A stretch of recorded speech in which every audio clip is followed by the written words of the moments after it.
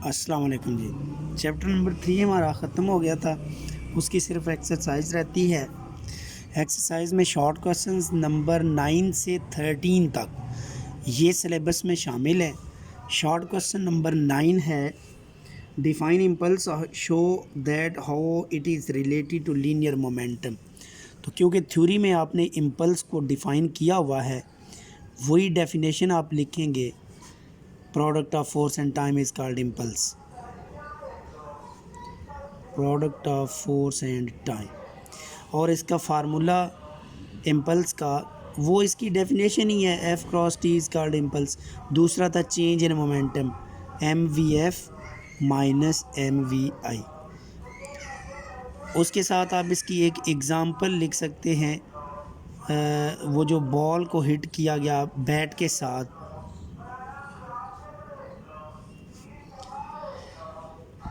उसमें आप बता सकते हैं कि वो जितनी देर बॉल और बैट टच रहे, वो उस टाइम को अगर 4 से मल्टीप्लाई कर दे, इम्पल्स का आंसर आ जाएगा।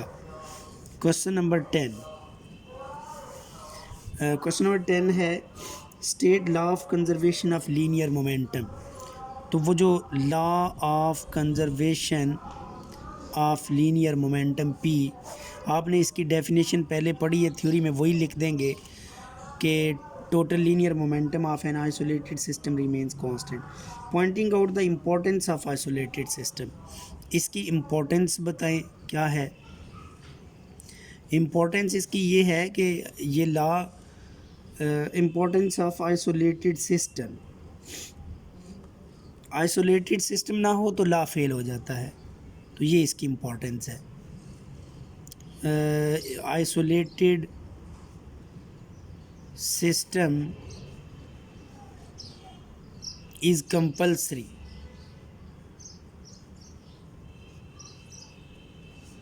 for conservation of momentum। Momentum को कंजर्व करने के लिए ये ज़रूरी होता है। नेक्स्ट है इसी क्वेश्चन का हिस्सा, why under certain conditions law is useful even system is not isolated. Condition उसने पूछी है कि लॉ फिर भी अप्लाई हो जाता है चाहे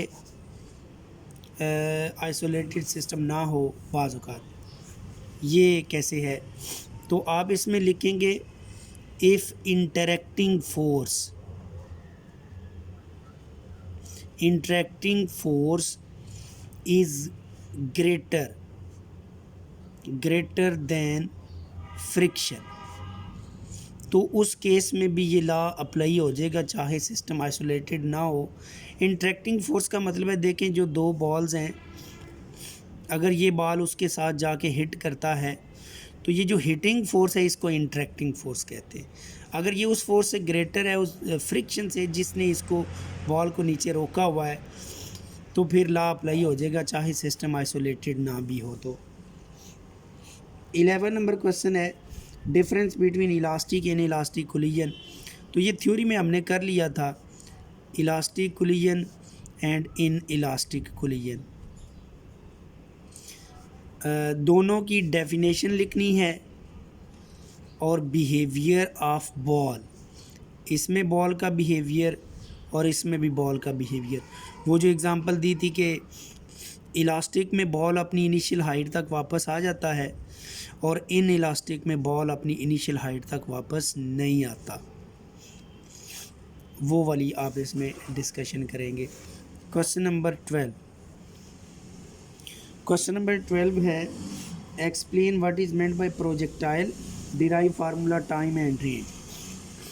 प्रोजेक्टाइल की डेफिनेशन लिखनी है, जो कि आपने एक लॉन्ग क्वेश्चन पढ़ा है, 2 dimensional motion under constant acceleration due to gravity. वो डेफिनेशन लिख कर आपने इसके फार्मूले ड्राइव करने हैं, टाइम और रेंज।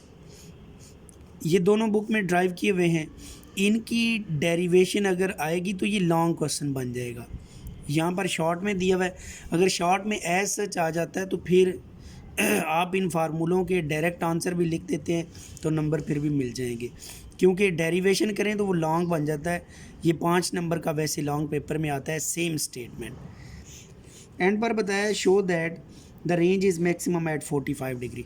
तो वो जो मैक्सिमम रेंज के अंदर आपने पढ़ा था, रेंज के आखिरी दो लाइनें इसकी थी कि साइन 2 थीटा का आंसर 1 हो जाए तो रेंज मैक्सिमम है। यहाँ से 2 theta equal to sine inverse of 1 और ये 45 डिग्री निकला था। यहाँ से थीटा का आंसर 2 थीटा का आंसर 90 डिग्री निकलेगा और थीटा का आंसर 45 डिग्री। और ये फिर फार्मूले में पुट करके आपने साबित कर दिया था कि रेंज मैक्सिमम 45 पर ही होती है। vi²/g साइन 45 पर 2 × 45 2 थीटा था ना, तो ये साइन 91 हो जाएगा, vi²/g आंसर आ जाएगा। लास्ट है 13 number question. At what point और points in path does the projectile has its minimum speed maximum speed. देखो प्रोजेक्टाइल का ये पाथ है, इस पाथ में कहता है मिनिमम स्पीड कहाँ होगी, मैक्सिमम।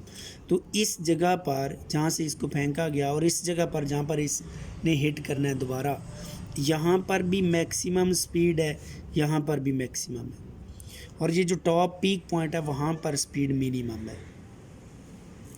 उसकी वजह कि वाई एक्सिस की तो यहाँ पर ज़ीरो हो जाती है, टॉप पर सिर्फ एक्स वाली बचती है, तो वो मिनिमम होगी। यहाँ पर मैक्सिमम है, point just before hitting ground वहाँ पर भी मैक्सिमम है। इसको पॉइंट ऑफ प्रोजेक्शन कहते हैं, जहाँ से उसको फेंका जाए ना प्रोजेक्टाइल को, उस जगह को पॉइंट ऑफ प्रोजेक्शन कहते हैं। तो पॉइंट ऑफ प्रोजेक्शन पर मैक्सिमम स्पीड है, और इस जगह को कहते हैं point where projectile hit ground. तो हिट करने से एक लम्हा पहले उसकी मैक्सिमम होगी, और ये पीक पॉइंट है। उसके बाद न्यूमेरिकल्स हैं, ये वाले न्यूमेरिकल शामिल हैं 3, 6, 7, 8, 9, 10, 11 और 13। अच्छा, मैं इसमें न्यूमेरिकल सिर्फ समझाऊंगा, उसमें ज़्यादा काम आपको खुद करना होगा, मेथड मैं बताऊंगा। न्यूमेरिकल नंबर 3 की स्टेटमेंट ये है, ये एक थिक शीट है, उसमें से एक इलेक्ट्रॉन गुज़रना चाहता है, प्रोटॉन इसमें से गुज़रता है, उसकी इनिशियल वेलोसिटी का हमें पता है।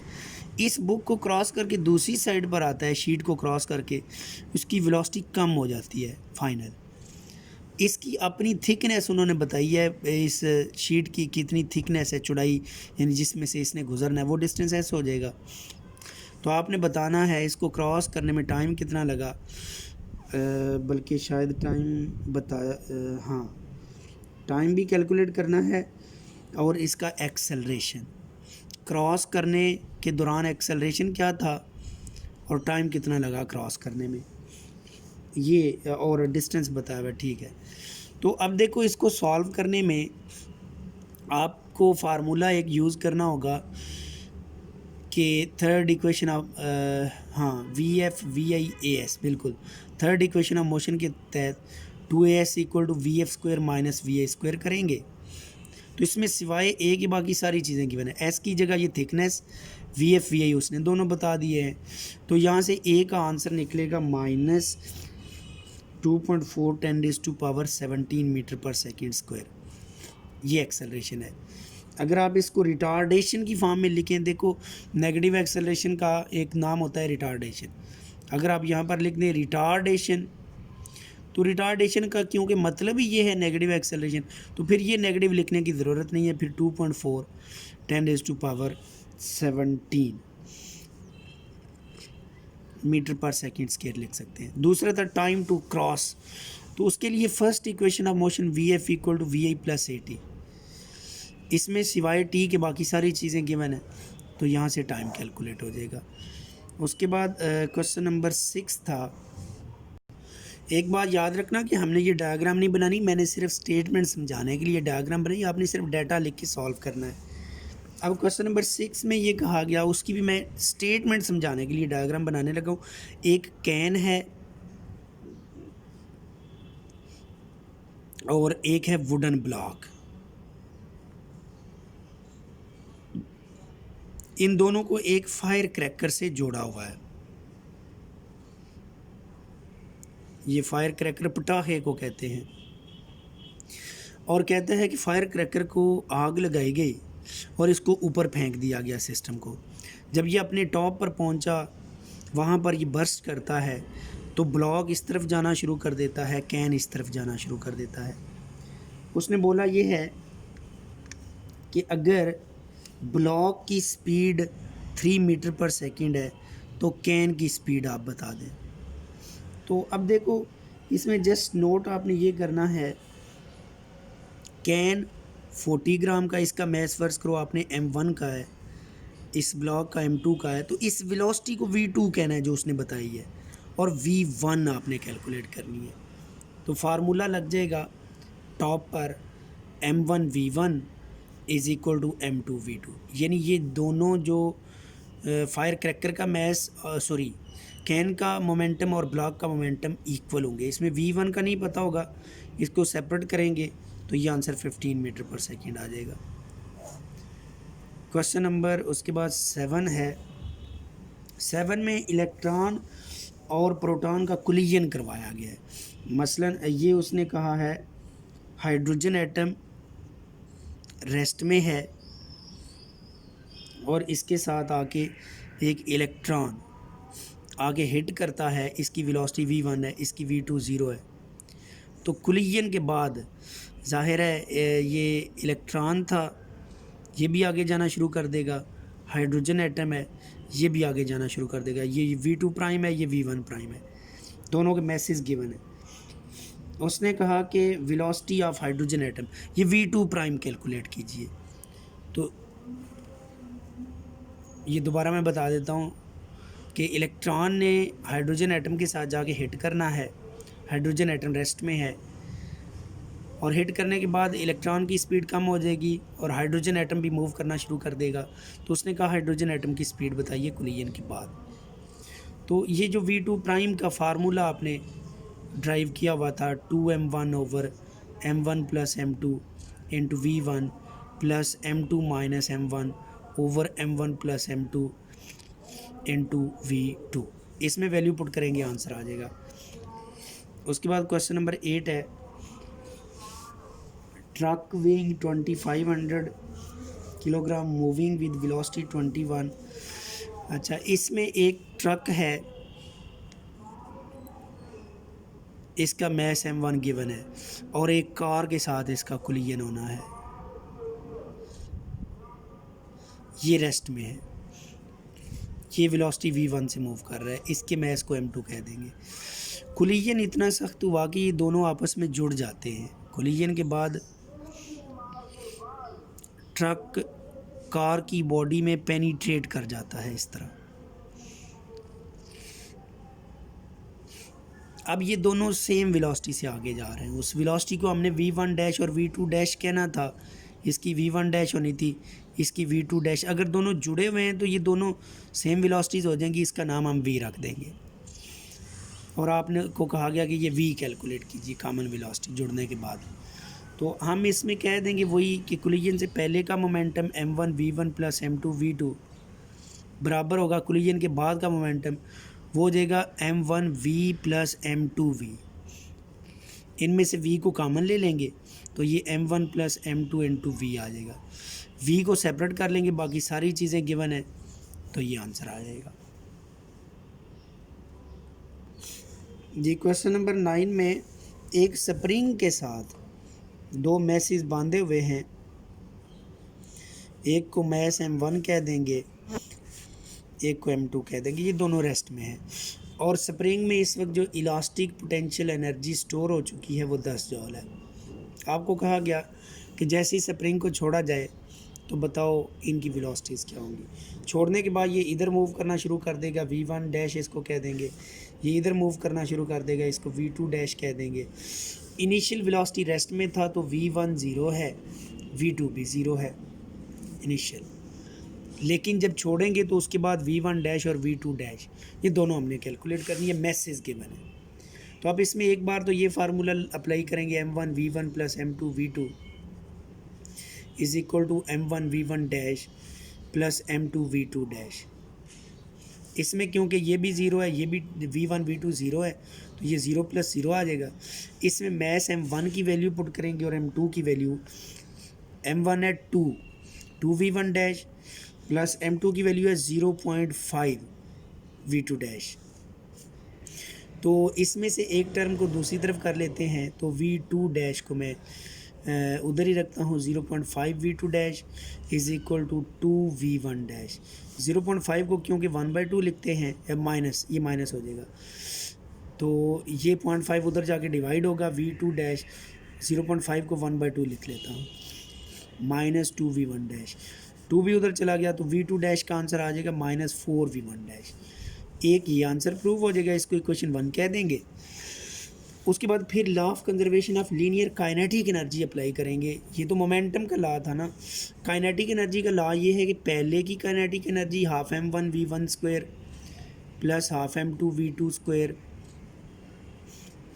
Is equal to half, sorry, law of conservation of linear kinetic energy नहीं होगा, सिर्फ कंजर्वेशन ऑफ एनर्जी होगा। कंजर्वेशन ऑफ एनर्जी का मतलब ये होगा कि इलास्टिक पोटेंशियल एनर्जी जो स्प्रिंग में स्टोर है वो बराबर हो जाएगी चेंज इन काइनेटिक एनर्जी के, यानी दोनों की काइनेटिक एनर्जी के सम के, half m1v1 plus half m2v2 ये फार्मूला बनेगा।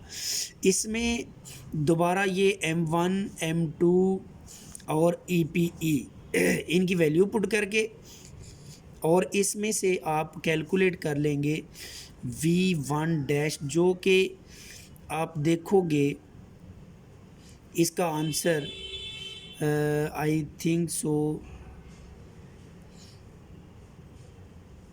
हाँ, इसका यहाँ पर आंसर निकल आएगा v1 है ना, नहीं, इसमें जो भी आंसर आएगा ना उसमें आपने v2 की वैल्यू भी पुट करनी है। चले मैं पुट कर ही देता हूँ। ये 10 है, 1/2 ये 2 था, v1 प्लस 1/2 m2 की वैल्यू 0.5 थी, और v2 चलो अगले स्टेप में इसकी वैल्यू पुट करते हैं। अब देखो ये 2 से कट जाएगा, 10 is equal to v1 plus 0.5 को 1/2 ही कहते हैं, तो 1/2 मिलकर ये 1/4। v2 की जगह ये लिखेंगे -4v1 v1 इस होल का स्क्वायर करेंगे तो 4 4 और 16 बन जाएगा और पॉजिटिव हो जाएगा, वो इस 4 से कैंसिल होगा, तो ये v1 प्लस 4v1 आ जाएगा, ओवरऑल 5v1 आएगा इज इक्वल टू 10। ये दोनों कैंसिल होकर 2 अंडर रूट लेंगे तो v1 का आंसर आ जाएगा √2, जिसको 1.41 मीटर पर सेकेंड बोलेंगे। इसको अगेन इक्वेशन 1 में पुट कर देंगे, पुट इन 1, तो वहाँ से v2 का आंसर भी -5.6 मीटर पर सेकेंड निकल आएगा। जी नेक्स्ट क्वेश्चन नंबर 10 है। इसमें फुटबॉल को किक किया गया, ये दूर जाके गिरता है, 40 मीटर इसने दूर गिरना है। कहता है कि बताओ अगर हम इसको 30 के एंगल पर किक करें तो बताओ कितनी इनिशियल वेलोसिटी दें कि ये 40 मीटर दूर गिरे जाके, ये 40 मीटर। तो ये प्रोजेक्टाइल वाला ही क्वेश्चन है, उसकी रेंज का फार्मूला लगा देंगे vi² / sin 2θ। तो इसमें सिवाय vi के बाकी सब का पता है, वैल्यू पुट करने से आंसर आ जाएगा। उसके बाद क्वेश्चन नंबर 11 और 13 है, पहले हम 13 कर लेते हैं, वो कंपैरेटिवली इजी है। 13 में कहा गया एंगल बताना है जब हाइट और रेंज इक्वल हो जाए, यानी खुद ही बता दिया हाइट और रेंज इक्वल है तो प्रोजेक्टाइल का एंगल बताएं। हाइट का formula vi² sin² θ over 2g लिखेंगे, और रेंज का फार्मूला vi² sin 2θ। यहाँ से vi² कट जाएगा, g से कट जाएगा। sin² θ को 2 दफ़ा लिख लो, sin θ × sin θ ओवर 2, और इधर जो sin 2θ है ये बराबर था 2 sin θ cos θ। इसका वापस वही फार्मूला लिख देंगे जहाँ से इसको ड्राइव करके लिखा हुआ था। sin θ से कट जाएगा, cos को इधर ले आए, 2 को इधर, तो ये sin θ over cos θ is equal to 2 × 2 बन जाएगा, जिसको tan थीटा कह देंगे, equal to 4, theta is equal to tan inverse of 4, tan inverse of 4 76 degree होता है। Numerical number 11, ball is thrown horizontally from a height of 10 meter with velocity 20, how far off it hits the ground with what velocity। अच्छा, ये एक height से एक ball को इस तरफ फेंका गया और इसने ऐसे दूर आके गिरना है। कहता है एक तो ये डिस्टेंस बताएं x कितना कवर हुआ, और दूसरा इसके यहाँ पर टच करने की फाइनल वेलोसिटी कितनी है। तो भाई ये उसकी initial velocity along x axis given है, VIX 21 मीटर पर सेकंड से इसको फेंका गया। इस जगह की जो VIY होती है ना, उसका भी हमें पहले ही पता है, टॉप पर वो ज़ीरो होती है। तो डाटा लिख कर देखो, जो x कैलकुलेट करना है उसका तो फार्मूला होता है VIX मल्टीप्लाइड बाई t। तो इसमें t का नहीं पता, आपको पहले t कैलकुलेट करना होगा। ये हाइट भी गिवन है 10 मीटर, तो पहले आप हाइट के लिए फार्मूला यूज़ करेंगे h is equal to half GT², जो इस प्रोजेक्टाइल के टॉपिक में आपने ड्राइव किया हुआ है। यहाँ से टाइम को कैलकुलेट कर लेंगे आप, तो गालबन ये टाइम 1.4 सेकेंड निकलेगा। इसको इक्वेशन 1 में पुट कर देना, तो ये x का answer 21 multiplied by 1.4 approximately 30 metre बनेगा। फिर ये फाइनल वेलोसिटी कैलकुलेट करने के लिए फाइनल वेलोसिटी का फार्मूला ये है VFX² plus VFY² whole under root. यानी इस जगह की फाइनल वेलोसिटी दो तरह की होती है, एक अलॉन्ग एक्स एक्सिस, एक वाई एक्सिस। उन दोनों का सम आपने तलाश करना है, टोटल फाइनल वेलोसिटी। तो VFX तो उतनी होगी जितनी VIX है, ये हमने प्रोजेक्टाइल में पढ़ा हुआ है। VFX और VIX एक्स एक्सिस की वेलोसिटी सेम रहती है, वो 21 मीटर पर सेकेंड ही रहेगी। VFY के लिए फार्मूला आप लिखेंगे VIY plus GT। VIY top पर 0 है, G की वैल्यू 9.8 है और T हमने 1.4 तलाश किया था, तो ये आंसर गालबन 14 मीटर पर सेकेंड आएगा अप्रॉक्सीमेटली। अब आप फार्मूला इसको इक्वेशन नंबर 2 का हुआ है आपने, ये वैल्यू इक्वेशन नंबर 2 में पुट कर देंगे, पुट इन टू, तो VF का फाइनली आंसर 25 मीटर पर सेकेंड बनेगा। अल्लाह हाफिज़।